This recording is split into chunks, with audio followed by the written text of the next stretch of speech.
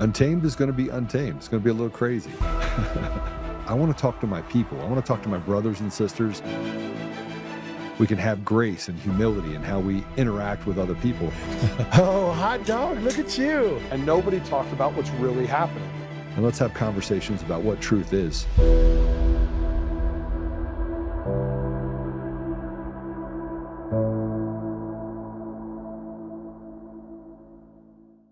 An illegal immigrant is charged with killing a 68-year-old retiree in California. Police say Todd Stewart was stabbed to death on the front lawn of his home in the Bay Area.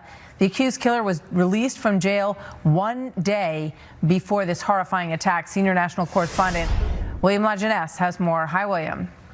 Well, Martha, four things make this an unbelievable case. One, the suspect's illegal status. Two, he had at least 2 priors and yet was released twice by the courts. 3, police had caught this guy using the automated license plate reader that so many police critics want to ban because they might be used to expose illegal immigrants. And finally, had this not happened in a sanctuary state, ICE could have detained him and the murder never happened. Now, the warning, this video is a little graphic. Last week near San Francisco, a 36-year-old from Venezuela, unprovoked, attacks a 60-year-old man working in his garage and allegedly stabs him to death. The murder happens a day after he was released from jail on his own recognizance for, get this, violating the terms of his prior arrest. So actually the courts released him twice, despite what police say were 2 prior burglaries. Neighbors say 68-year-old Todd Stewart stopped what would have been a 3rd burglary when Marcos Arate Valdez allegedly killed him. There was some yelling going on from what I understand from the neighbors, and then apparently it looks like he chased the man out of the garage, and then he was stabbed in front of Ryan's house.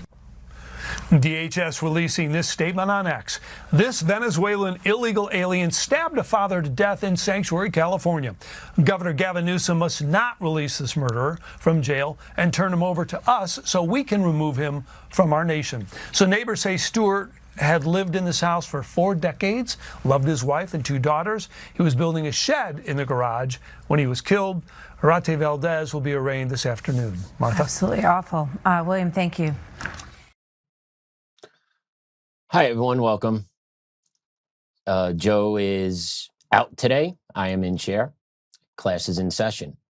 I feel like we talk about this every day on this show, and the reason is because every day something else happens that could have been prevented, but we live in such a toxic environment that is controlled by rotted judges, selected leaders, that we as regular everyday Americans are just left to pick up the pieces of whatever they decide is going to be left behind for us on a daily basis. And right there, this gentleman, 60-year-old man, was killed by a criminal illegal immigrant who was released from the judicial system while he was reoffending. Okay, he was arrested in April for breaking into a house, right? Broke his home confinement deal, arrested again, then released on his own recognizance, and then killed somebody the next day. All of this is easily preventable. Crimes like this, deaths like this occur every day in this country, and it's purposely being done by a rotted judiciary and by leaders on the left that promote these sanctuary cities and sanctuary state policies that refuse to cooperate with ICE, that will allow ICE to remove and deport criminal illegal aliens from our country. It is absurd that this is an argument that we still have to have day in and day out. And we're here, and that poor family has to pick up the pieces because their patriarch was just killed because he probably was preventing a robbery of his garage. That's where we are. And all that can be avoided if this judge kept this criminal illegal alien in jail. Not even the state office working with the feds to get him out, just simply keeping a repeat criminal offender in jail. But that is something we don't do anymore. These judges have the ability to decide whether or not a repeat criminal offender should stay locked up if they break their conditions, right? So these judges have all this power to make these decisions on who should be remanded, who should stay in, who should have their rights revoked, and then who should be given a free pass. And what constantly keeps coming up is that these free passes are given to criminal illegal aliens that then once again go on the streets to reoffend, leaving the average day American who is paying the taxes, doing the right thing, that family being destroyed. because judges refuse to hold the line, because judges, especially leftist activist judges, have their own specific agenda from the bench. The stench from the bench is a real thing. Okay, the stench from the bench is a real thing. Judges that are politically aligned with the left typically do not favor in rule of law, does not favor in following the Constitution, do not in favor of the everyday American citizens. Instead, they empathize and sympathize with the criminal illegal alien that's come into this country. They sympathize and empathize with the criminals that constantly reoffend, and then let those people back out into the street to do what? Oh, what happens again? Oh, reoffend and put more of the American people at risk with no impunity. They don't care, because they have a belief that the judicial system, the one that actually employs them, is rotted to the core, and then what they're doing from the bench is the bidding that needs to be done to create a more fair and just society. Tell me I'm wrong. Tell me I'm wrong. That's not what these activist judges from the bench dictate and do to us. And if you don't believe me, let's take a look at the activist judge that let this repeat criminal offender out to only shatter a family now. Let's put her picture up, and let's keep it up there for a while.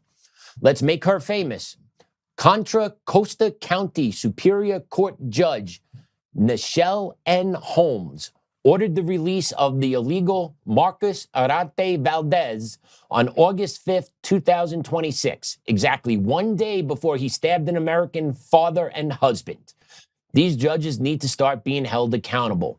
100% agree. I believe all of America, for the most part, believes activist judges need to be dealt with and handled with and removed from the bench, whether it's criminally or just by violation of duty. Now, whoa, judges have immunity, judges have immunity, judges have immunity. Well, for the most part, they do, especially on the federal level. They have immunity unless they are actually convicted of improper behavior from the bench, corruption, protecting people when they shouldn't be, right? But there is a path to get state judges removed from the bench. And I went into I went down a little rabbit hole today, because I'm getting tired of seeing these things happen. I'm getting tired of seeing people released from jail that should be in jail, only to go out there and wreak more havoc and destroy families. What is it to stop it from happening to my family, your family, someone close to you? Especially if you live in a blue state and a blue city. Unfortunately, I do. So this is a very real threat out here in Colorado, right? It takes 3 times to sexually abuse a child before you get locked up to be a pedo. Like, that's the type of mentality we're dealing with out here in Colorado. All right, that's the state legislature. Judges can kind of, they can do their own thing regardless, kind of wiggle within the law frame to still hold those people accountable, but choose not to, because no, law says I got to let them out. So these judges are completely fine with letting rapists out here, child rapists out here in Colorado. You have another one here that's just completely fine letting criminal legal aliens reoffend and victimize the American people, to the point now where this criminal legal alien killed an American, because that American was not tolerating him coming to his property and taking his stuff, just like any cold-blooded American that believes in their rights. Like, you come into my house and steal my shit, it's go time, either you or me. And unfortunately, this is what happens. This is what happens. You have criminal legal aliens that don't respect the culture of this country, the language of this country, the borders of this country, but yet are giving rights and are allowed to constantly victimize American people, because you have activist judges like this sitting from the bench. Well, we don't know she's an activist judge. You can't really make that, you see the picture, but you can't just gloss over and say, oh no, she's an activist judge.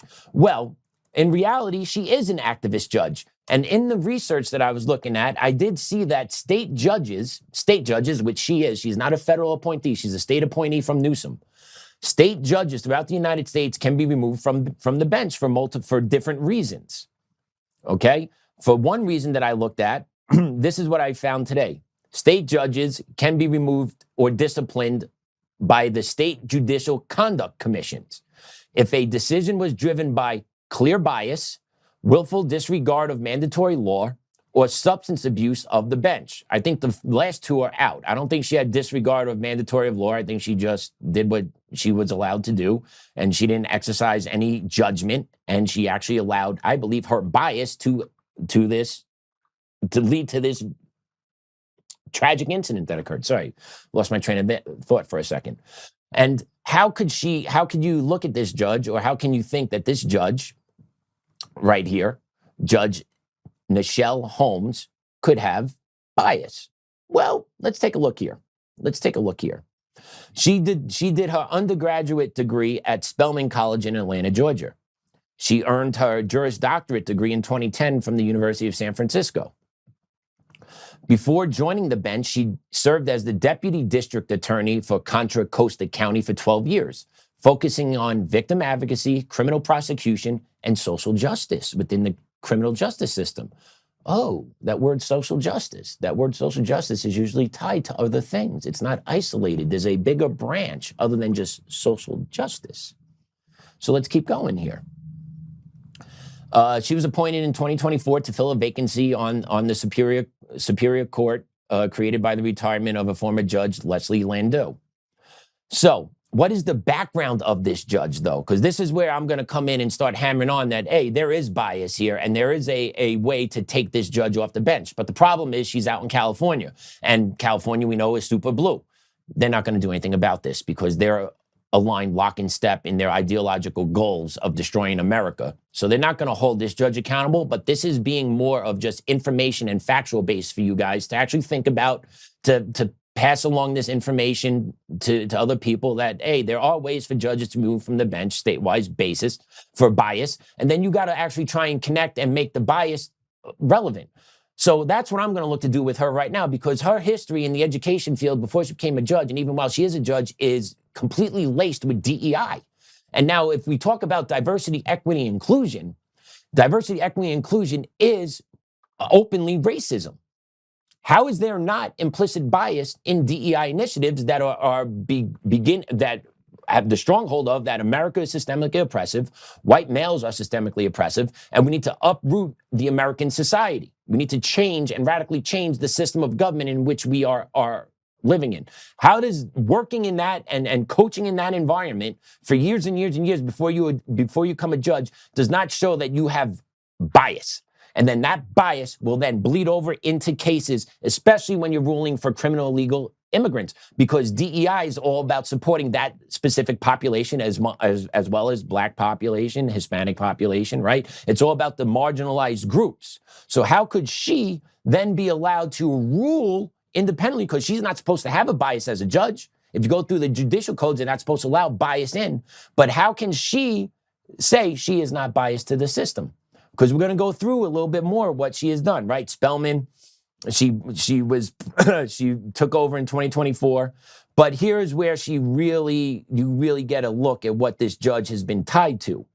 Okay, she has served as president of the Charles Houston Bar Institute and on the boards of organizations such as the Equal Justice Society, the United Negro College Fund, and the USF School of Law Board of Governors. She is also active in organizations such as the Bay Area Black Prosecutors Association. So, once again, I'm hammering at this because with DEI, the DEI's main purpose is to re-image and change the narrative, change what America is. But in order to do that, you need to have a core belief of America, of that America is discriminatory and that all Americans need to be held accountable. This is where the bias comes in, because she is prepped with this. She is prepped with DEI. She is prepped with anti-white rhetoric for years and years and years. Anti-American rhetoric for years and years and years before she becomes to a judge. As she's sitting on the bench as a judge, you're telling me all that work in those groups are just done away and she magically disconnects? Okay, maybe she does. But if you talk to these equity people, the ones that preach equity, that's impossible. You cannot disconnect from your bias, because that's what they teach us in our equity trainings. When I was at Cherry Creek School District, you cannot disconnect from your bias. You are programmed with these bias a certain way. So if white people are programmed with a bias a certain way, then black people are programmed with a bias a certain way. And if you're a judge being programmed into these DEI initiatives, isn't that building a bias case for that judge? Isn't that building an ideological bias and showing how she could be biased? Let's go a little bit further. Let's see what the Equal Justice Society actually does, the EJS. Yes, the EJS explicitly advocates for diversity, equity, and inclusion policies. Their mission centers on advancing civil rights, defending race-conscious remedies, such as affirmative action, which, by the way, was struck down by the Supreme Court 9-0, okay, as being racist. So tell me how this judge has no bias from the bench. She does have bias on the bench. She needs to be removed from the bench. But once again, she's out in California. And once again, I'm not expecting anything to come from this. This is more of an educational tutorial to the audience to get an idea that if you actually look into these judges and go through the backgrounds of these judges, you could prove bias. And if you really want to push the issue, I believe you could push the issue at your state legislature's house or your judicial oversight commission in your state to go after judges once they make these horrible, egregious rulings that lead to the death and destruction of the American people. Let's keep going with the EJS, shall we? Do they fight white supremacy? Yes, EJS explicitly addresses white supremacy as part of its legal and public advocacy work. For example, they publish dedicated public briefings monitoring white supremacy, voter suppression, and systemic racial bias, and focus their legal strategy on dismantling structural racism in the legal system. So if you are working to do that, how are you not bringing your bias to work every day to dismantle the actual system that you're working in as a judge? How?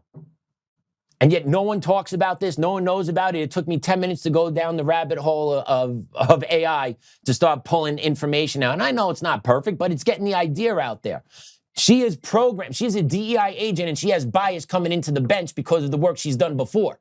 And if they tell you no, then they cannot tell you at the same tone that all white people have bias just for being born. You can't have it both ways. You cannot have it both ways because that's what equity actually teaches. Equity actually teaches white people have bias towards all minorities. Doesn't matter your upbringing, doesn't matter what you've been taught, doesn't matter where you're from, doesn't matter that you grew up poor, doesn't matter you grew up without a father, doesn't matter you worked your ass off your whole life to get where you were. You have implicit bias because of the color of your skin, therefore you need to be programmed differently. No, what you're telling me is I need to be programmed like this retard is from the bench that led to the killing of an innocent man trying to defend his property. This is what DEI has done to us. This is where DEI has taken us, and us as Americans are paying the ultimate price because nobody is doing anything to get these judges out of power. But also, if your state or city follows and being a lefty lunatic state or city, you will never get reprieve from a judge like this.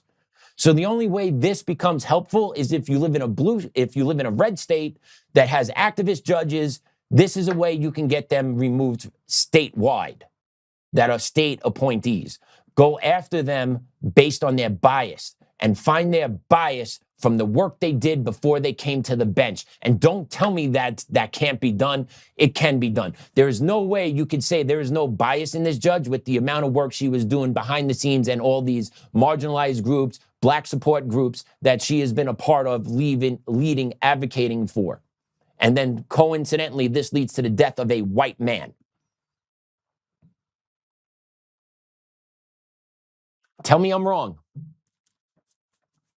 Tell me I'm wrong. But I am so tired of the rotted judges all across the United States, at the state level, at the federal level. I have had it with them. Scott Valhalic out here in Colorado, we're going to get into what it takes to be a magistrate judge. And Judge Regina Rodriguez out here in Colorado, activist judge from the bench, holding up my life and protecting Cherry Creek School District from a massive lawsuit that they need to be smacked with. But the judges are the arbiters of reality, apparently. But the arbiters of reality only see reality through one way, race lens. That's also what equity teaches. See, they don't tell you this on the write-ups of the websites, but if you actually get indoctrinated in the school systems and you actually go through these equity trainings, they tell you exactly what equity is. Equity is viewing everything through race. So if you're viewing everything through race, that gives you a bias off the jump. Instead of looking at the merits of the case, looking at the facts of the case, looking at the law that was broken, no, you're not doing any of that. You're seeing what's in front of you first. Black person, okay, I got a different set of rules. Illegal criminal, illegal immigrant, oof, got a different set of rules. White criminal, the white criminal defendant, woof, got a different set of rules. And that is not how America is supposed to work, but that's what these activist judges are turning America into, and it's time to get these activist judges out of power. And Jim Jordan on the House Judicial Oversight Committee, he needs to start doing work at the federal level and getting these judges impeached off the federal bench, okay? Don't tell me these judges, you can't prove racketeering or some criminal conspiracy behind the scenes with these federal judges that are smacking down every ruling that comes through the Trump administration. There's no way you can tell me but no one's doing the hard work, digging down, trying to do it. It's all a charade. Everyone yells, blah, blah, blah, blah, blah, and nothing gets done. You know what happens to us? It's incrementalism. Joe talks about it. The left gained 3 steps. We win 2 steps, net gain, incremental, 1-step victory by the left every time. There is no winning on our side. And if you actually take the 100,000-foot view and look down on America and what's actually happening in front of us, you can't not say that we will not eventually lose the culture war and the political war, because nothing is being done to get judges out. Nothing's being done about the electoral process, the election machines, right? Nothing's being done about these things. So that just leaves me sitting here looking around like, wow, it's just closing in on us a little bit. The question is, when does it finally hit max capacity? I don't know, but that's my thought process. And thank you for tuning in and staying with me through this little rabbit hole that I'm going on. But I got one more clip that kind of shows just how absurd the judiciary is. Let's play cut 3. Did you know the judge that released this guy didn't even go to law school? Yeah, not even a lawyer. Yeah, these magistrate judges that are making a decision to release these people without bail, yeah, they're not even lawyers. They didn't go to law school. They didn't pass the bar. They just got appointed to be judges. No training required. Oh yeah, and that's the case in states like North Carolina, South Carolina, West Virginia, Texas, Arizona. They don't even have to be lawyers, but they can be judges. They don't have to go to law school. They don't have to pass the bar. However, they sit in judgment over people who did. How the f*** is this a thing? How the f*** do we have judges who didn't even study the law? Like, how did this ever become a thing? That's one of the most insane things I've ever heard. Like, to be somebody's lawyer, you have to go to law school, you got to pass the bar. Like, just to represent a client, you have to do that. To be able to prosecute that person, you got to go to law school, you got to pass the bar. But to be the judge, to be the person overseeing these lawyers, to be the ultimate arbiter of the law, you don't have to go to law school, you don't have to pass the bar. How is this a thing? Yeah. So that's actually true, okay? In the United States, there are 32 states that allow judges or magistrate judges to serve without a law degree. And how do we know this? Because this is coming from a comprehensive research study done by law professors Sarah Green and Kristen Renberg, confirmed that 32 U.S. states allow non-lawyers, individuals without a JD, to be judges, magistrate judges from the bench. So here, listen to this. Here's the list of 32 states. So more than half of America, you could have a magistrate judge. Oh, and by the way, take a look at what magistrate judges do. Magistrate judges actually have a great deal of power. They get to decide who gets to go before the real judge. They have an immense amount of power in our system that nobody knows about, no one understands. I didn't even know about it till I got smacked in the face by Scott T. Valhalla. But he's a radical leftist, no big surprise. But I had no idea. There are 32 states here in America that you do not need a law degree, but yet you still can be a judge. Alabama, Alaska, Arizona, Colorado, Delaware, Georgia, Kansas, Louisiana, Maryland, Massachusetts, Michigan, Mississippi, Missouri, Montana, Nebraska, Nevada, New Mexico, New York, North Carolina, North Dakota, Oklahoma, Oregon, Pennsylvania, South Carolina, South Dakota, Tennessee, Texas, Utah, Virginia, West Virginia, Wisconsin, Wyoming. 32 states in our country, you can become a magistrate judge. And the guy in the video, great question. How the F did this happen? How the F did this happen? Well, this was actually set up when we were founded early on in our history, allowing magistrate judges to serve this way. And the reason why was in rural America, the time, the pace, the way to get into a major city to go to get a hearing heard was too encumbersome. So there was a way to alleviate the stress and pressure of rural Americans seeking legal recourse by setting up this type of system with magistrate judges. Except problem is, this system in 2026 is still in place. And then what also is very, very fun to watch and to look into is actually how you become a magistrate judge and how do you get appointed to become a magistrate judge. Some states have very open processes. Other states have secret processes. So you should look into that where you live and see if you could become part of the panel that accepts a magistrate judge. A lot from what I've seen is just players, right? It's just people that are connected, that know each other, that like know someone that might be able to slide in. Usually done by community organizers. At least out here in Colorado, community organizers typically identify good candidates to be magistrate judges. And if you live out here in Colorado, you definitely know who your community organizers are, the lefty loonies. So you really think they're going to pick a conservative person to sit on the judiciary? No way. So that's how you get the cycle of radical leftist judges all in the same area, all in the same spot, all at the same time, right?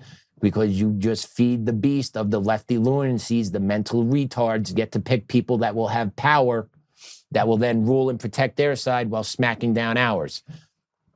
That's just the way it is. I'm not wrong. I am not wrong. The judiciary is rotted to the core. The left, yes, and even right-leaning judges are rotted to the core too. Very few judges are there to do the actual bidding of administering justice and making sure the rule of law is being followed without putting their fingers on the scale. Very few do that now because everyone is politically aligned or ideologically driven to make sure their side wins.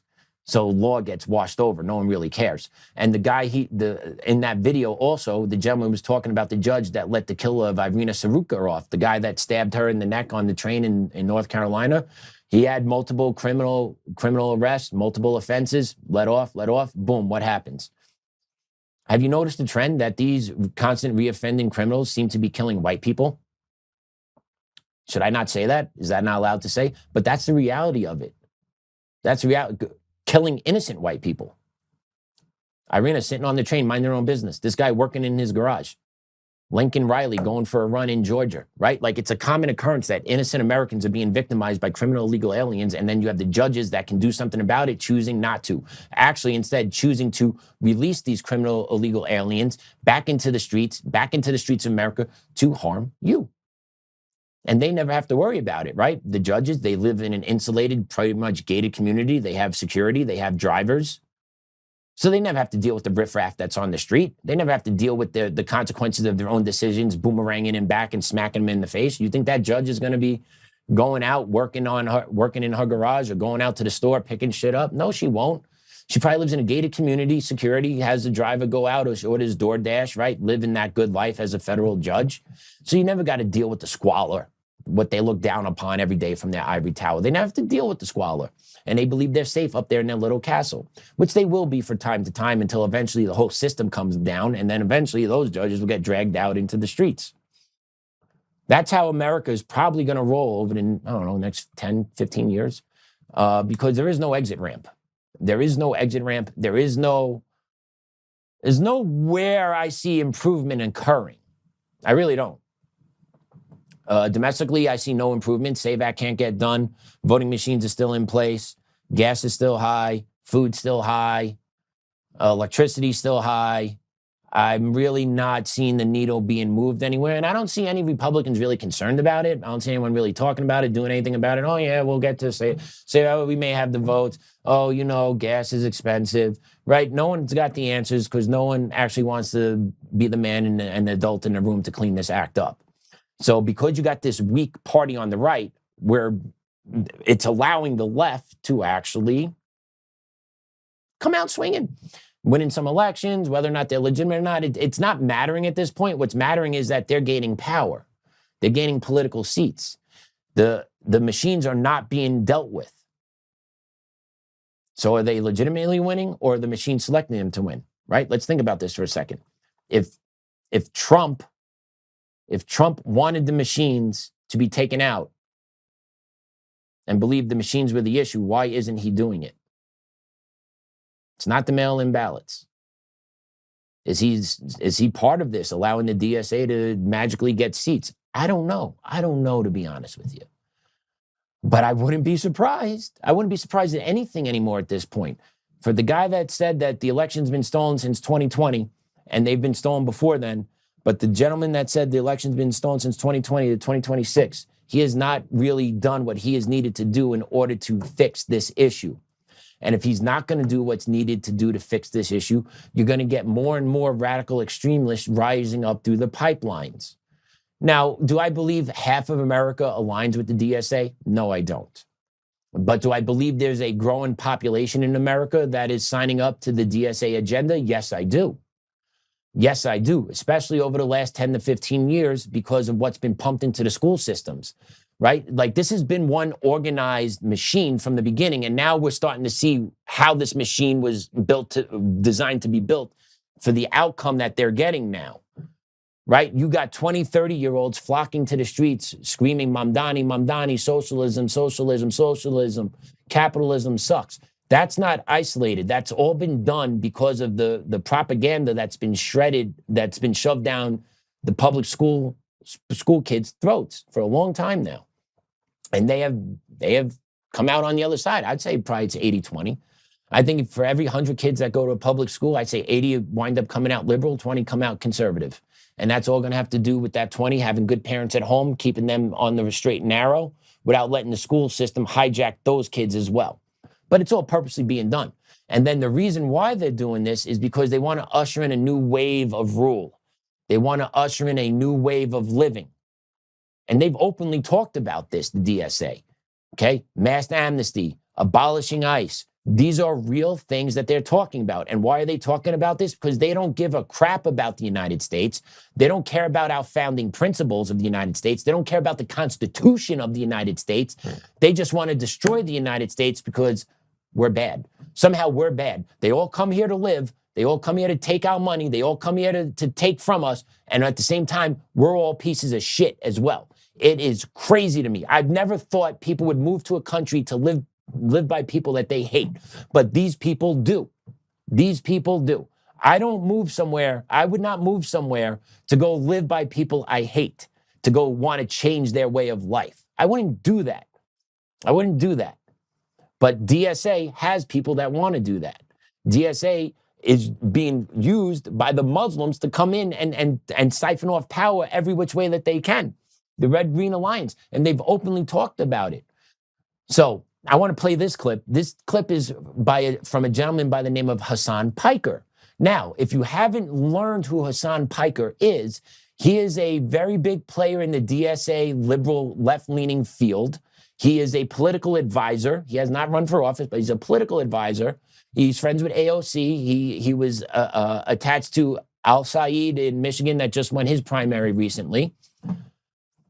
I want you to hear what this guy, Hassan Piker, who is running campaigns for DSA agents that are winning state houses, that are winning primary spots to run for the general election, to get House seats, to get Senate seats in our Congress.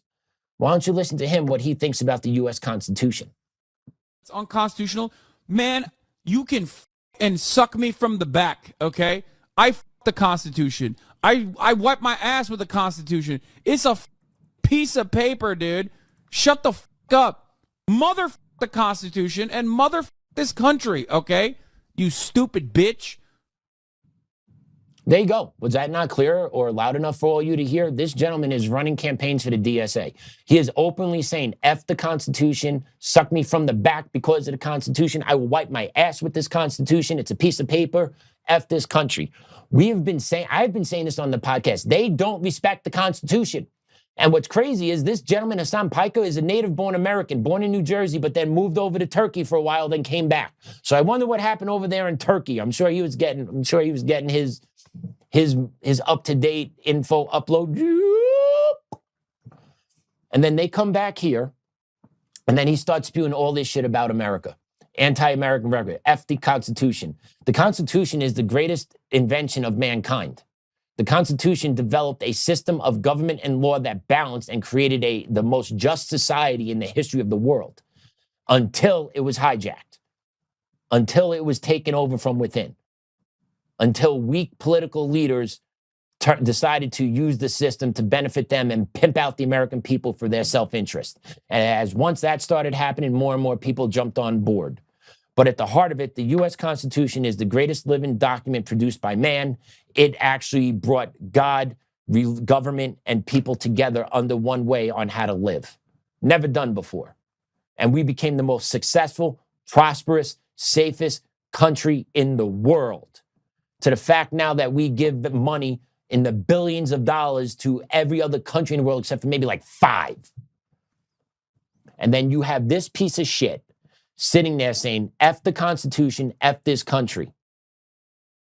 These are the people that are looking to change your way of life and my way of life.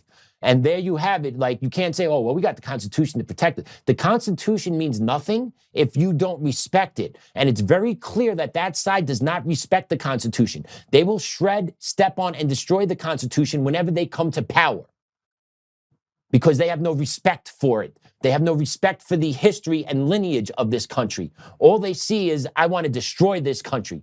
This country is a white Christian nation. It has to go. And until you realize that, until you come to terms with that, and until you stand in the face of evil and challenge these assholes on the streets, at the ballot box, every which way, they're going to keep incrementally us to death. It's amazing that someone can say that stuff and then grow in popularity here in America and specifically in a political party, but that's what he's done. And if you don't believe the Democrats are not the Democrat socialists of America now, you are sadly mistaken. There are no moderate Democrats left. You cannot be a moderate Democrat. If you're a moderate Democrat, you are a Republican now at this point. And I don't even want you, but yeah, you're a moderate Republican. The DSA will have full control of the Democratic Party by 2030. I guarantee it. You got AOC talking about presidential run. She's linked to DSA. She talks to downplay, oh, just my local chapter. No bullshit. It's all the same. It's all across the board. DSA is here. They are planning to overthrow the American government from within. They are terrorists, but yet our government officials do nothing to label them that. And once again, I'll bring it back to, why are they not labeled domestic terrorists? I do not understand this. If they are telling you, F your way of life, I'm going to change your way of life, I'm going to do this to you, why are you not considered a terrorist if you are talking about overthrowing the country?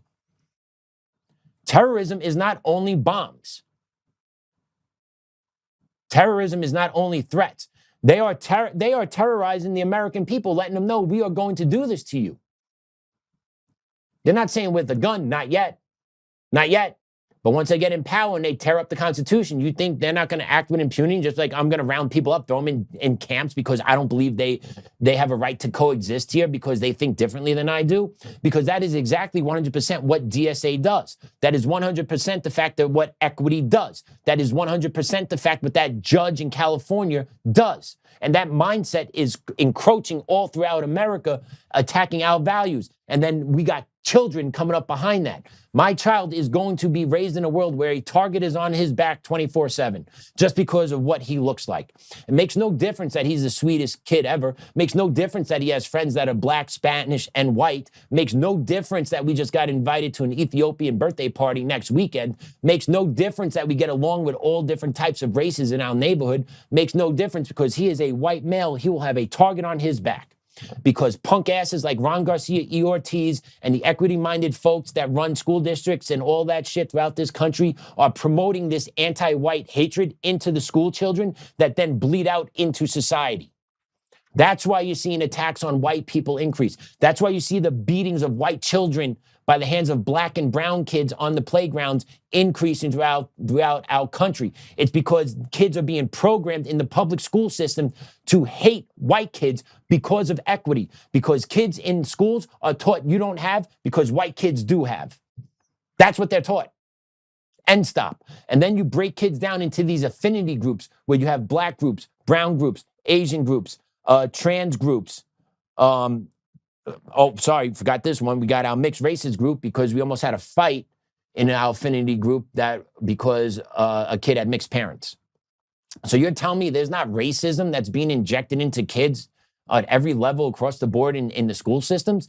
You are so sadly disconnected. And then at the same time, you have these special groups for all these special races that are allowed to play out. Do you have a white kid support group? Or let me ask you this one. If you're in a minority school, I'll go one here. All right, if you're in Overland School, if you're at Overland High School in Cherry Creek School District, white kids are the minority there. Do you have an affinity group for yourself there? I guarantee you don't. I guarantee you don't. But affinity groups are supposed to be made for minorities. Well, only in majority white populations they can have that. So when the minorities are the majority in a population, the whites are not considered the minority, therefore they can't get the affinity group either, right? It's all word language, it's all mumble jumble. It's all a way to minimize white people. It's all a way to minimize white people. And if that's not enough, you also have the churches that are catching on fire throughout America, right? We played a couple a month or two ago in Brooklyn, New York. Church went on fire. Up in Buffalo, they've lost some churches as well. Well, one of the churches up in Buffalo that was burned down a couple of years ago, not recently, but a couple of years ago, is now being unveiled as a beautiful new mosque. Let's play cut 5. Okay. So I'm at Masjid Al Salam in Buffalo, New York. It's beautiful. I'm trying to get the full image, but yeah, it's a beautiful mosque, and yeah, just come inside with me.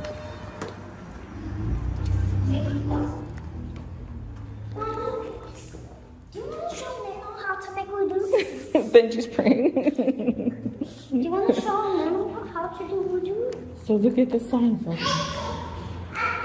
It says, for those unaware, this is the mosque that this Muslim is standing in front of. She's saying it's beautiful, and she's posting it to social media for her followers, kind of claiming that they really built this building and it is very beautiful. Well, what actually is this building? If we do a little bit of history, this mosque is at this address. And what was it before it became a mosque? Well, it was a Roman Catholic church, of course. So that's why it's beautiful, not because Muslims came here and built this beautiful building and created a mosque. No, it was a Roman Catholic church. So yeah, this is a phenomenon that's going out throughout the country, that old abandoned churches are being taken over by Muslims and converted to mosques. Yeah, it's happening all over. And honestly, the Vatican is at fault here. The Catholic Church is at fault here because of their inability to deal with the times and losing its followers and its abuse and its child peddling and its protection of pedophilia priests. It caused a lot of Americans to walk away from the church because Americans didn't want to be involved with that corruption and that dirtiness. And then there's the repercussions for that, right? The churches lose followers, don't generate the money needed to keep the churches up and running. Churches close down, become abandoned, become dregs on the community. Bad things happen to them, get destroyed. Bums come over, alcoholics, drug users. Things start happening. The buildings become dilapidated and eventually get turned over. It's being done everywhere. And Catholic churches are becoming the new mosques here in America. And if you're telling me we're not being taken over, I don't know what to say. There's over 3,000 mosques in America today. But yet Muslims are only, 4 or 5% of the population in America. They have 3,000 mosques. And this is not an invasion, all being fueled by DSA. And also, let's not forget this. The right is also guilty in this. The right is also guilty in the selling out of America through the visa program and bringing in, quote unquote, refugees that never go home. They're just taking over America. And then these people have multiple wives, multiple homes, and live off the government dime for the most part. So they're taking over our churches. They're taking over our communities. They're taking our tax money. And yet we're the ones that are the racists still. We're the ones that are the bad ones. We're the ones that we have to be fine with this happening. Otherwise, we are a racist. No, we don't. Because Islam is an invading religion. The term Islam itself means to submit, submissive. They're not looking to coexist. They're looking to take over. And that's the reality in America today in 2026. And this is all playing out right in front of us. And we all see it, we all smell it, we all see what's going on, and nobody is acting to stop the selling out of this country to foreigners because our selected leaders are enriching themselves through this process. I was talking to my wife last night about it. I was talking to my wife about this last night. We were talking about it. My wife's in the healthcare field, and she was talking about out here in Colorado, a lot of CNAs. These are aides that work in nursing homes. Most of them don't speak English.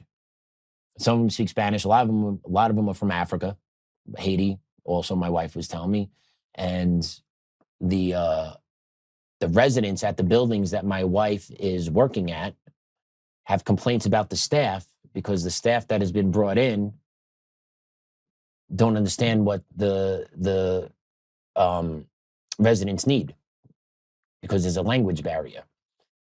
And I brought up to my wife, hey, babe, do you think Americans don't want to do these CNA jobs? Like, why do you think so many CNA workers are foreigners?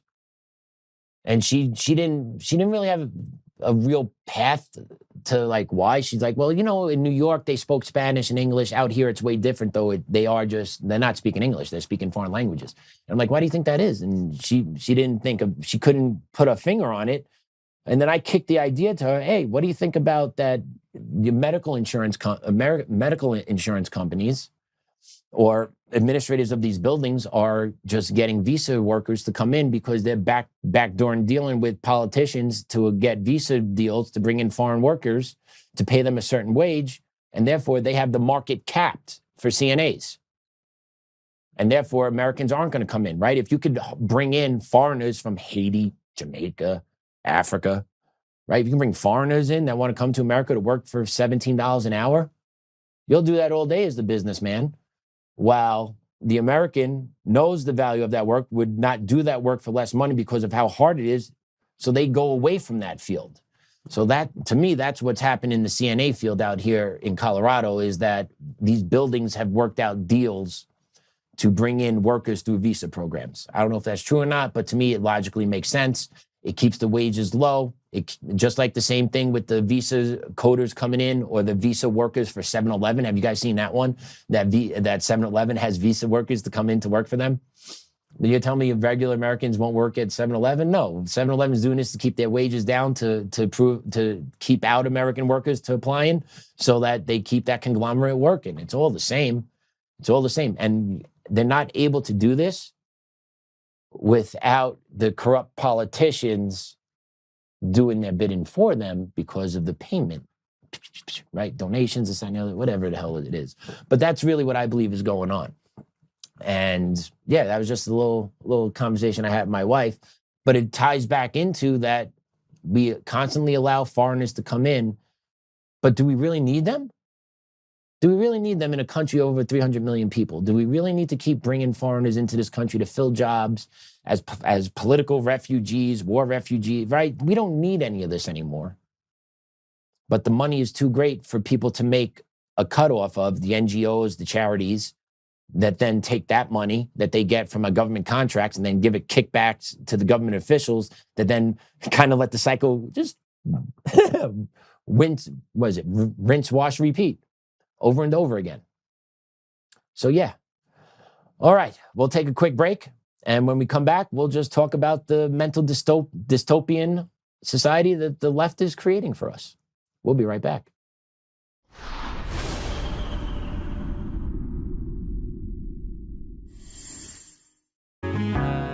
Oh, hi. I almost didn't see you there. Welcome to DCF Buns, where you can find the freshest buns in town, if I do say so myself. Our master bakers teach class every week. So whether you're new to baking or trying to improve your culinary skills, we got you covered. And we can help you bake the cake of your dreams. We'll even clean your cake if you want. And if you don't want to bake anything yourself, we have loads of fresh buns available in a variety of shapes and sizes. Check us out at dcfbuns.com to learn more. DCF Buns, we keep the buns hot and the deals hotter. Buns. In every thread, in every stitch, Honor-Bound USA weaves the fabric of the American spirit. It's not just apparel, it's a testament to God, family, and country. At Honor-Bound USA, we're a family of patriots who put our faith, family, and America first. When you visit our website, you'll find a line of products that embody our commitment to pray, stand, speak, and act. As the official site for the Untamed podcast, all of our products proclaim speaking the truth with courage we also have the powerful documentary from Professor David Clements, Let My People Go. Identify yourself as one of the few who are willing to stand for what they believe in. Join the Honor-Bound USA family today. Wear it as a badge of honor, commitment to the values that shape us, and a pledge to the bright future we will build together. Because when you're honor-bound, you're not just wearing a brand, you're embodying a lifestyle.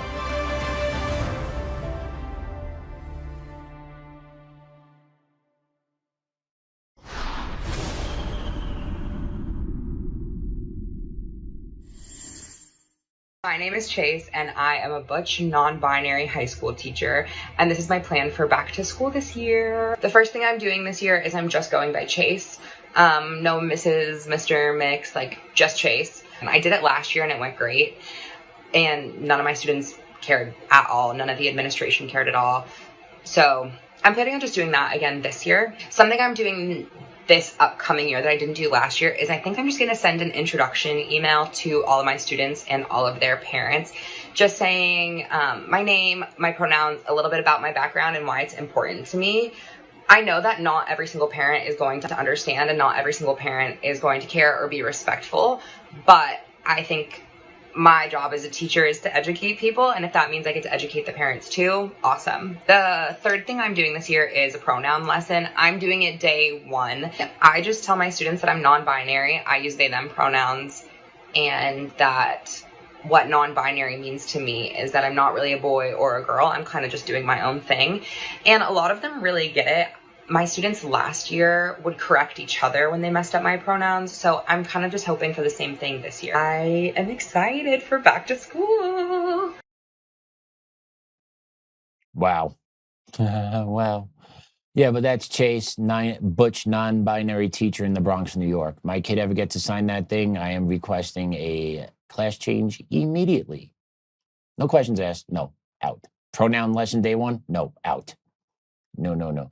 Yeah, you have a right to educate me, the parent, over your mental health issues. No, you don't. No, you don't. And if my kid is going to call you a she because you're a she, that's the way it's going to be. Now, this teacher works in the Bronx, so chances are she's going to get majority immigrant population, because if you actually take a look at the New York City public school system, over 50% of their kids are from are immigrants.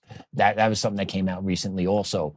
That's why the reading and math scores in New York City are so awful, is that the majority of their students are not native-born English speakers. So that's another problem. But, unchecked migration has no educational blowbacks, no problems whatsoever. And then let's not forget, what about the regular, everyday American kid that is still fighting to survive in a classroom in New York City? What do they got to deal with? What do they got to deal with? You got to deal with shit like that, saying, no, we're going to do this day 1 because that's what's most important. No, you're a high school teacher. No, that's not what's most important. It's maybe most important to you because you need the affirmation from young children in front of you, because you're a mental weak widget thing, whatever you are. But that's what walks into our education field, are people like that. And then they feel like they have the moral high ground and moral authority that my job as a teacher to teach everyone. And I'll teach the parents this. No, you will not. No, you will not. You're a female. You could like to be called whatever you want, but I prefer not to call you that. So where's the line in the sand? Where's the line in the sand drawn, right? Where's the line in fantasy land? Where is the line drawn? You prefer to be called a certain way. I prefer to deal in reality. Rubber meets road. What are you going to do with it? Are you going to start suspending and disciplining kids? No, what you're going to do is you're going to pressure kids into giving into your mental conformity because you're a weak individual. You're like, that's not really respectful. It's hurting my feelings.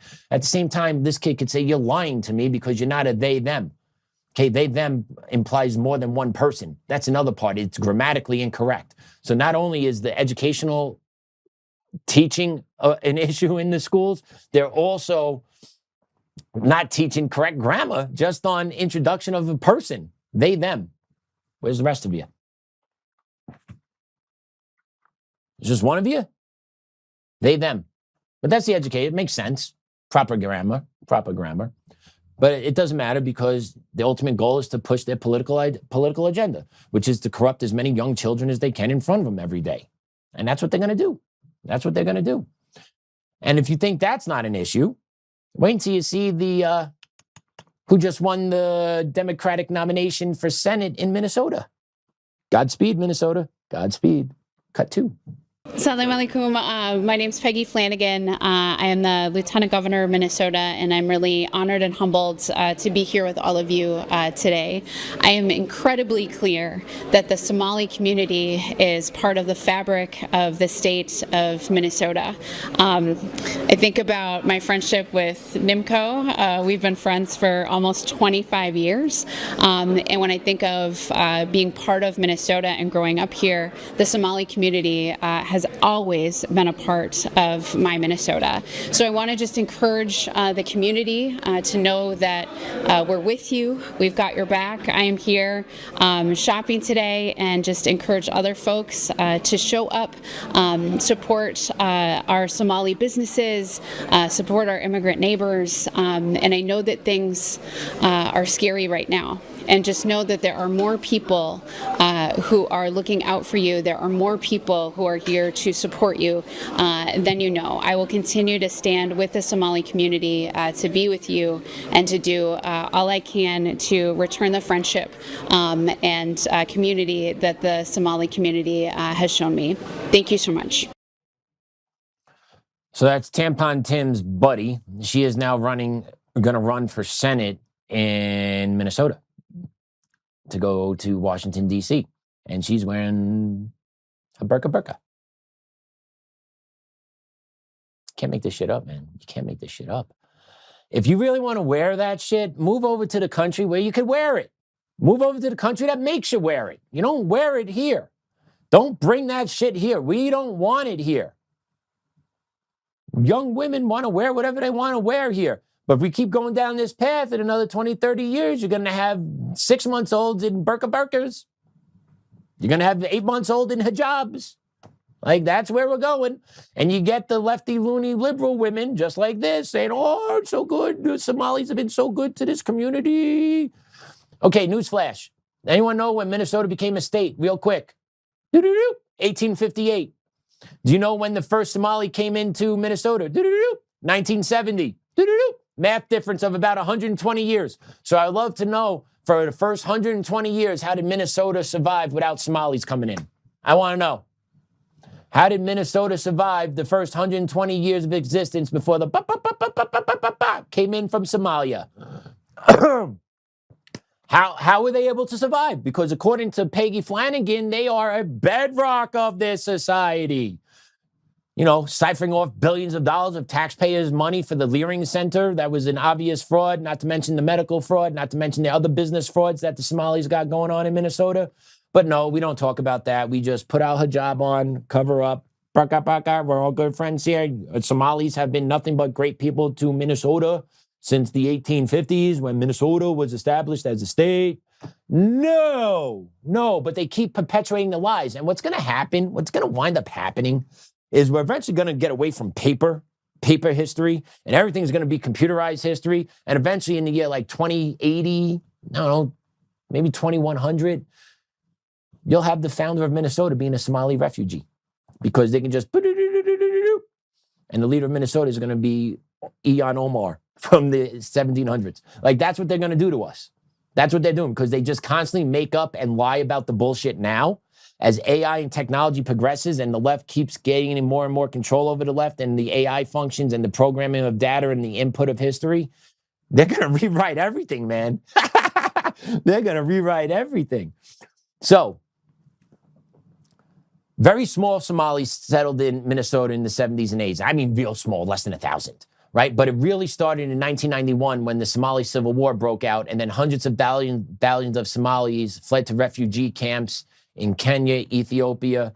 And then in 92, 93, America said, oh, come on in, my brethren, come on in. So resettlement agencies such as Lutheran Social Services of Minnesota and Catholic Charities, the religions, right? And this is why the Catholic Church has lost a lot of its followers, because a lot of its Christian followers don't believe in this stuff.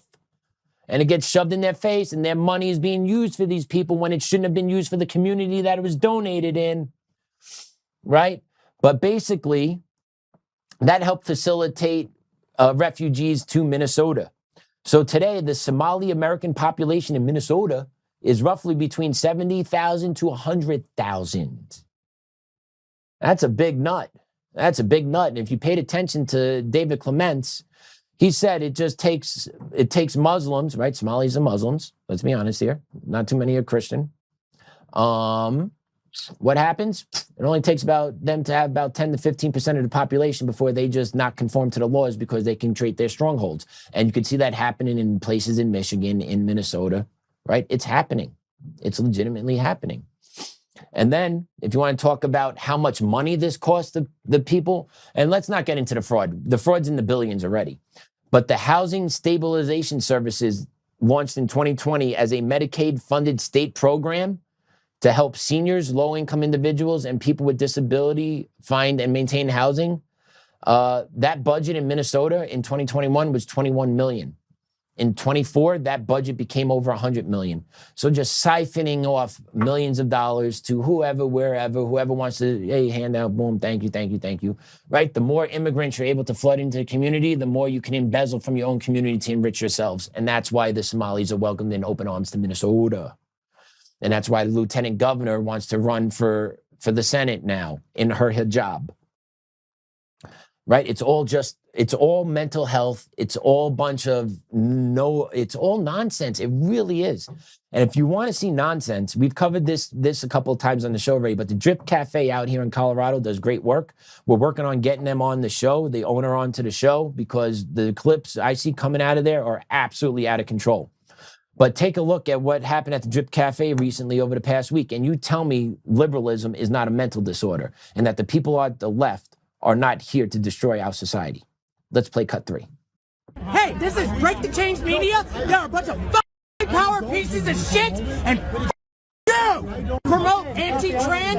Anti-trans gets me killed. Your behavior gets white you killed. supremacist piece of shit. You do this in the right way without your phone. I only started recording because you got angry. Oh, I will. Hey, this is Break the Change Media. There are a bunch of white power pieces of shit, and and I will make certain you are run the fuck out of the city. Your behavior is what makes you get killed. The dangerous behavior that you have. I'm not doing anything. White conservative piece of shit like you. Listen to her. Listen to her. Burn and rot. Listen to her. When the trans revolution comes. That's not a healthy conversation. Because I was trying to talk with you. I was trying to talk with you. Racist and bigot. Over here, throw your camera people's faces. I do not. I'm recording this for my own safety, and this is dangerous behavior. That's all I'm saying. Don't swing it on you. That's all I'm saying. Verbal. So yeah, Break the Chains Media goes down to the Drip Cafe. They document the anarchy that takes place down there. DPD does nothing to support the owners. If you go into that place, buy a cup of coffee, come out, you are met by just a mob of mental midgets that think you are the greatest threat to their livelihood, even though you're just in there buying a cup of coffee, supporting a business that helps homeless people, which you think the left would support, but it kind of doesn't because they also have religious values. So now, can't do that. Can't do that. Believe America's a great country. Oh, no. But they're helping the homeless. No, it doesn't matter. Got to wreck their business. And that's what they are. They are mental midgets that are bullies. But then when you push back against the bully or you punch the bully in the mouth, they cry, and then you're the one that actually has to do the apologizing. It's the most insane upside-down world we live in. That's why our society's on its head, because you give spaces to people like this. And then you have cities that allow this type of behavior. They're basically terrorizing a business on the nightly. They're terrorizing a business on the nightly because it is a pro-Christian coffee house. And no one does anything about it. What would happen if you went and started protesting an abortion clinic out here? What would happen if you started going out there and doing that in front of a trans event? They'll cuff you up in a second, right? It's two totally different rules of law that people follow here. There's rules that conservatives have to follow, and there are no rules that the left have to follow. That's the long and short of it. And then the Democrats. If you think there's a Democratic Party left, you are sadly mistaken. If you think there are moderates left in the Democratic Party, you are sadly mistaken. The Democratic Party is gone. So is the Republican Party. right? MAGA, I believe, is fried. I believe the Republican Party and honestly Trump have done more damage to the MAGA brand than the left could ever have done. I feel like I am politically homeless at the moment. And I know the right believed that was the play that they were going to make. I believe the right believed that we're going to do whatever it is we want to do, not what the American people want us to do. Not that the American people want the mass deportations, the SAVE Act, inflation down, gas prices down. I don't care what the American people want. I want to get rich. I want to empower and enrich my family. So we're going to do what we're going to do on our side on the right, because what's regular Joe going to do? Are they going to go vote for the commies over there? Are they going to go support the leftists? You're putting people in a homeless camp, and there's not going to be people that are going to want to come vote for any party come next time, which is just going to make the elections even easier to rig. But let's take a look what's happening on Capitol Hill, where there's a petition circulating amongst Democrats asking who identifies as a capitalist. Check this out. More moderate-leaning Democrats came out with a new pledge that they circulated among their colleagues in the House, and the pledge was this: "We are Democrats. We support capitalism. We do not support socialism." That, Scott, I kid you not, that was their pledge. I mean, it is unbelievable. But this socialist infection of the Democrat Party by the DSA wing, the communist wing of the Democrat Party. They have taken over, and you're right. When AOC is leading the Democrats in the 2028 presidential race against J.D. Vance leading it on our side, it's going to be an epic battle between two totally fundamentally different worldviews about what America is. Is America good or not? And where America is going. And that's going to be on full display in 2028, but it's on full display in this midterm election in 2026 as well. So yeah, the majority of people in the Democratic Party on Capitol Hill refuse to sign off that they believe in free market capitalism. Does that sound like some people that you may disagree with politically, but do you feel like if outside loses, that's a side that you could deal with? And I hate to play the game of fear mongering, but shit, that's what they're putting us in the middle of, and that's purposely being done. These scumbags on both sides, but they're purposely putting us into this pinch, right? 10 out of 212 Democrats signed that petition. So 202 then say we are socialists, not capitalists. That is going to uproot the American way of life more than you could ever imagine if that party comes into power. They're not going to play games, and we're going to be stuck with it. And then the people, we told you about it. Tom Tillis and Mike John, you can't do this. You can't do this. Meanwhile, they had 4 years to cut this train off, and they chose not to because they're pussies. They're compromised vaginas. And that's why J.D. Vance, AOC showdown in 2028, and J.D. Vance is going to be in an awful spot. He is going to be in such an awful spot if he's the nominee, because he's going to have to say Trump did great, all in the meantime he didn't. And he's going to have to actually say where Trump failed, right? So he is going to be in an unbelievable hard spot in 2028. All in the mile, if Trump and his administration focused on the domestic policy of America, it wouldn't even be an issue. But Trump didn't, because the rhinos and the uniparty threw him off track, and he was more than happy to follow that scent that they gave to him, because that's where we're here. Oh my God, it pisses me off. Makes me so frustrated, because this was easy. This was a slam dunk when Trump won the election coming in. Had Congress, had the state, had the federal government, had the Congress, he had it. He had the legislature, had the executive, had the judicial. Sorry, I couldn't get there. My brain was firing. He had it all. Could have ran away with it. Could have set up a dynasty for the Republican Party if there was actually good people around him. Could have done it, but didn't. And instead, he is opening the door for DSA. He is opening the door for the Democrats, giving this country away to them, because Americans are not feeling they have anywhere to go. And then you're going to get this. Here's a clip of AOC talking about, woke 1 was crazy. No, woke 1 was the warm-up. Woke 2 going to get crazy. Let's play it. I have a local city councilman that has this saying, woke one was crazy.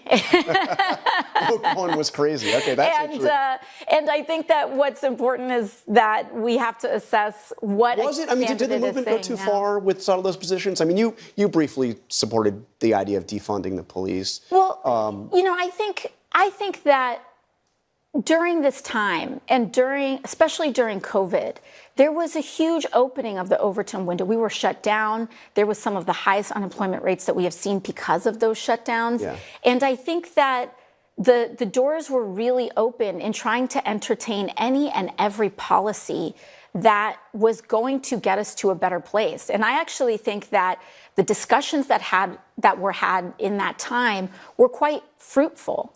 I think that when we talk about crime today, it's fundamentally different than the way that we talked about crime in bringing crime down, right? Mm-hmm. And I think that we all share in the goals of having as low a crime rate as possible. I think that, during lockdown, of course, rhetoric in that time is not rhetoric that we would use today. And I'm grateful that these candidates have the opportunity to present who they are to their electorate and what they're campaigning on in this moment. Lying through her teeth. She spent years talking about the systemic oppression of people of color, white supremacy, the hatred of white people are the ills of this country. Meanwhile, she was engaged to a white man. Isn't that funny how that always works? The ones that say white people are racist typically surround themselves or marry into white families. I wonder why that is. If you dislike white people and believe every white person's racist or systemically oppressive against you and your people and your ancestry and your heritage, why do you date, marry, and integrate into a white family? I don't understand that. Ronnie Boy, can you answer that too? Because you've done that too. You married a white woman. And I'm just curious why. Just why? Why? If you it just doesn't make sense. It doesn't make sense. And then she's talking about the woke one was crazy, defund the police. Oh, we're trying. No, yeah, do you really think crime is better now? It's not.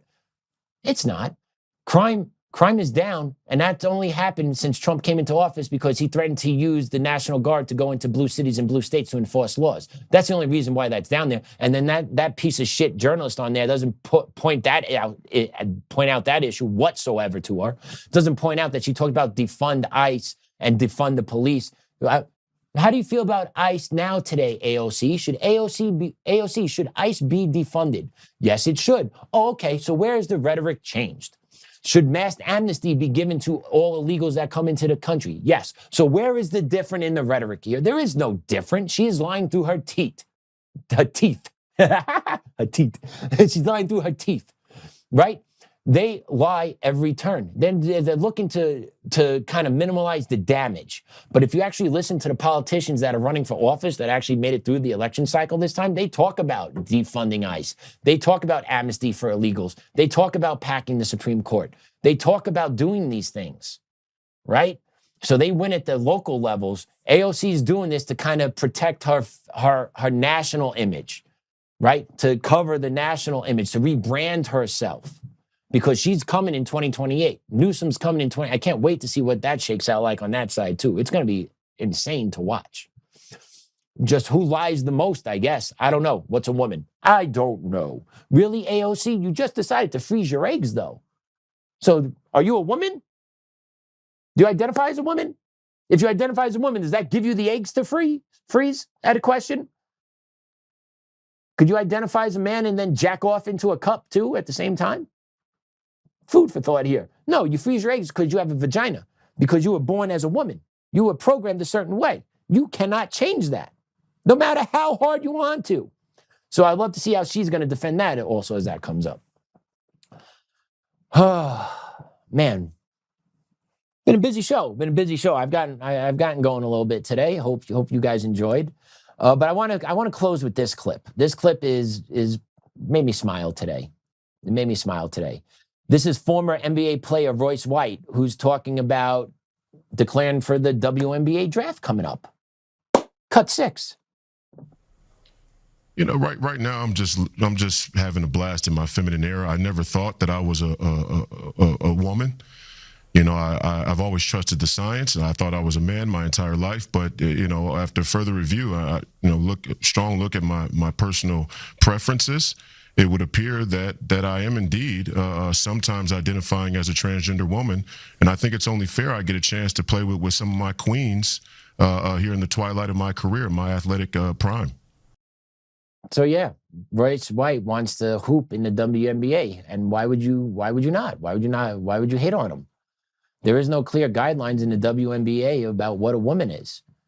So if he could identify as being a woman, what would be the issue there? Especially the WNBA is all about supporting trans and being inclusive, right?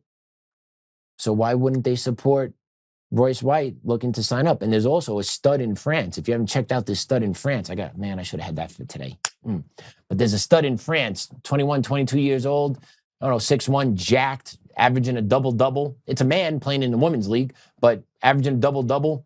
That seems like to be a good fit in the WNBA too. But all of a sudden, these WNBA players are a little skeptical. Oh, I don't know. And now, I don't know if you heard, but the welfare league, the WNBA, it's the NBA's welfare league, because the WNBA will not be able to actually sustain on its own. It actually takes money from the NBA every year in order to survive. So it's a welfare league. Long and short of it, it's a welfare league. And it's racist, too. It is a racist league. If you watch these players, how they treat the white players in this league, Caitlin Clark, Sophia Cunningham, the girls that could hoop, that talk about maybe conservative values, not so much Caitlin Clark, she's been quiet about it, but Sophia Cunningham is. They beat up on these white girls every day. Every day. Openly racist on the court towards these girls. But we're not supposed to talk about it. And then a couple days ago, Sophie Cunningham took a big clothesline over her face going up for a layup, and this big black dyke of a woman that did it puts on her ex account white privilege after she did it. And you're telling me there's not open racism in the WNBA towards white female players? 100% there is. But Royce White is, why not? You know, sometimes you got to play in fantasy land with these people. And Royce White is pointing it out. They don't say what a woman is. I identify as a woman, and in my queen years, I want to play with my queens. Who are we to tell him no? Who are you to tell him no, WNBA? Just out of question. Because you're not. Who are you to tell him no? You believe in inclusivity, trans rights. So here you go. Your top 2 picks in next year's draft should be trans athletes coming off the board. Royce White and the other dude from France coming in, just dominating the WNBA. And you shouldn't really care about it because you believe in this stuff. Up until it hits you in the face. And that's what's actually going to take all this going away, is every subgroup in America is going to need to be hit in their face by what they're preaching for. And then eventually we may come back to being normal. But until then, who knows? Who knows? But yeah, I thought that was a great clip to drop in. He is absolutely right with doing this. He has every right to declare for the draft. And then if they don't draft him, he's got a great discrimination lawsuit teed up, ready to go. So yeah, WNBA, you're in a tough pinch. And that's what happens when you play these games. When you say men can be girls and girls can be men, right? Like, this is what happens. Now you got a man that wants to be a girl playing your league. Are you going to show everyone how much of a hypocrite you guys actually are? Or are you actually going to let them hoop up with your queens? I will tell you this. I'll watch those games. I will tell you this. If we get trans men if we get men as trans women in the WNBA, I will watch 100%. I would love to watch it, to give them a little taste of it. Because down at the lower levels, junior high schools, you have females that are losing roster spots to men that want to be females. And then what's the WNBA going to say then? You're going to have to get rid of 2 females, ones that have vaginas, for 2 that have something else swinging between their legs. Anyone can be anything this day and age, right? So WNBA, it's going to be fascinating to watch. I did see that they did call an emergency meeting. The commissioner's office called an emergency meeting because they got to figure out what a woman is. Can't believe in 2026 they need to do this, but they do. And the reason why they need to do it, because they need to somehow discriminate against Royce White while protecting their women, which I think is going to be impossible for them to do. I'm sure they're on the phone right now getting the best PR firms out there, getting their DEI equity folks on the horn. Hey, how do we spin this? How do we spin this? Do we say you have to be born with a vagina at birth, but you can identify as you move on? Like, how are they going to spin this? It's going to be fascinating to watch. I can't wait. I love watching the lunacy. I hate living in it, but it's also fun to watch from time to time. So yeah, the boomerang always gets you. The equity boomerang always comes around. So yeah. And with that, I'm going to pray us out. In the name of the Father, Son, Holy Spirit, amen. Dear Lord, thank you for the opportunity to sit in this chair and speak to the family of Untamed Nation. It's always a pleasure speaking to our people. Dear Lord, thank you for America First Legal and their representation of myself and my family in our lawsuit that we're still waiting to see through on Cherry Creek School District. It's not just about me, Lord. It's about the First Amendment protections of people in work, and you cannot be fired for being asked a personal question. So, Lord, thank you for AFL's continued guidance, their continued hard work, and the opportunity of partnering them with me. Thank you, Lord, for all that. That's unbelievable. Dear Lord, thank you for the beautiful weather out here. Thank you for all the good people here at Untamed Nation and what we're building and what we're building towards. Lord, watch over Joe as he travels. Watch over our families every day. Watch over the young generation here in America as they need your guidance and love and support more now than ever, and protection from the evils in the world. Hey, Grandma, Grandpa, Dad, love and miss you guys every day. Our Father who art in heaven, hallowed be thy name. Thy kingdom come, thy will be done, on earth as is in heaven. Give us this day our daily bread, and forgive us our trespasses, as we forgive those who trespass against us. And lead us not into temptation, but deliver us from evil. Amen. In the name of the Father, Son, and Holy Spirit. Amen. All right, everyone. Hope you enjoyed that one. I think I might be back tomorrow. Joe may be busy again. But I guess I'll find out. And you'll find out too. But until tomorrow, class dismissed.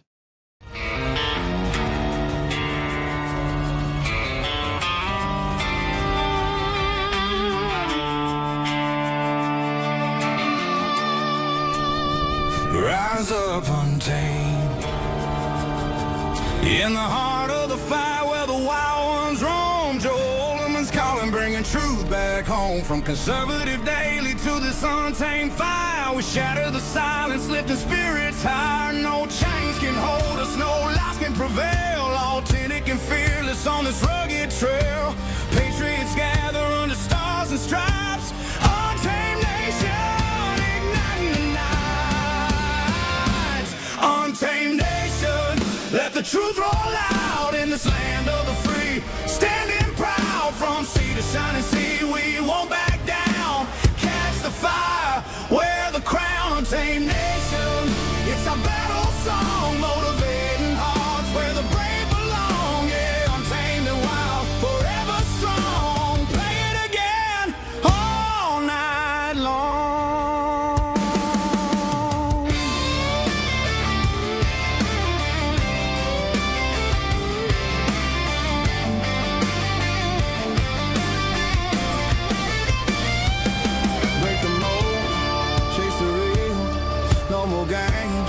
Time to heal.